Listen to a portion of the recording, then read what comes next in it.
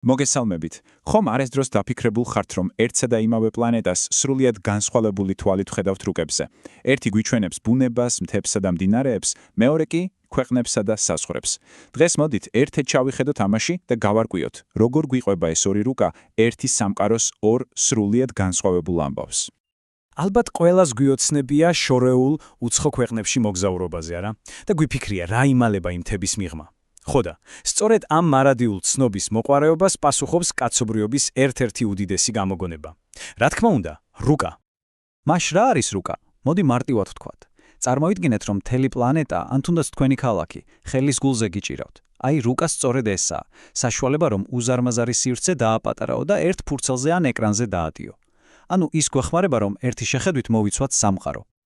იცით, რუკები ბევრი და სხვადასხვანაირია, მართლა უამრავი. მაგრამ დღეს ჩვენი ყურადღების ცენტრში ორი მთავარი პერსონაჟია: ფიზიკური რუკა და პოლიტიკური რუკა. მზად ხართ? ვნახოთ, რას მოგვიყვებიან ისინი. მოდი ფიზიკური რუკით დავიწყოთ. აი, წარმოიდგინეთ, თითქოს კოსმოსური ხომალდიდან უყურებ დედამიწას. რას ხედავთ? ვერც ერთ საზღვარს, ვერც ერთ ქვეყანას, მხოლოდ ბუნებას თავისი დიდებით, მთებს, ოკეანეებს, უზარმაზარ მწვანე ველებს. აი, სწორედ ამას, დედამიწის ბუნებრივ პირველყოფილ სახეს გვიხატავს ფიზიკური რუკა. და თუ გვინდა ფიზიკური რუკის ენა გავიგოთ, ერთი მთავარი სიტყვა უნდა დავიმახსოვროთ: რელიეფი. რა არის ეს რელიეფი? მარტივად რომ ვთქვათ, ესაა დედამიწის ზედაპირის უსწორმასწარობა. ანუ ყველა ის აღმართ-დაღმართი, ყველა მთა და ველი. ფაქტობრივად, ფიზიკური რუკა სწორედ პლანეტის კანის ამბავს გვიყვება. კარგი, მაგრამ როგორ გთხულობთ ამ ყველაფერს? გასაღები მეგობრებო ფერებშია. ეს უბრალოდ ლამაზი ნახატი არ გეგონოთ. თითოეულ ფერს თავისი კონკრეტული მნიშვნელობა აქვს. რაც უფრო მუქი ყავისფერია, მით უფრო მაღალია მთა. მერე ფერი ნელ-ნელა ღიავდება, გადადის ყვითელში, ბოლოს კი მწვალეში, რაც უკვე დაბლობს ნიშნავს. ცისფერი კი რა თქმა უნდა წყალია. ეს ფერების კოდი ფაქტობრივად სამგანზომილებიან გამოსახულებას გვიქმნის ფრთხელ ფურცელზე. კარგი, ფიზიკური რუკის ამბავი გასაგებია. ახლა კი მოდით ფოკუსი სრულიად შევცვალოთ.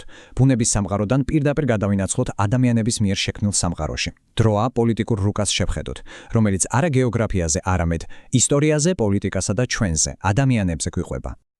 აი, აქაც უამრავი ფერია, არა? მაგრამ ფრთხილად. ამ ფერებს საერთოდ სხვა დანიშნულება აქვთ. დაივიწყეთ მთები და დაბლობები. აქ თითოეული ფერი ერთ რამეს ნიშნავს: ქვეყანას. ეს ფერები იმ უხილავ ხაზებს გვიჩვენებს, რომლებიც ჩვენ ადამიანებმა გავავლეთ დედამიწაზე. სინამდვილეში, პოლიტიკური რუკის წაკითხვა ძალიან ადვილია. აქ სულ ორი მთავარი წესია. პირველი, სხვადასხვა ფერი უბრალოდ იმისთვისაა, რომ ერთი ქვეყანა მეორისგან ადვილად გავარჩიოთ, ხომ ხვდებით, რომ არ აგვერიოს.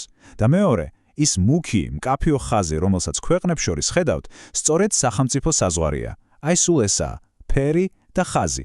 და ეს ორი რამ ერთად ქმნის მსოფლიოს პოლიტიკურ პორტრეტს.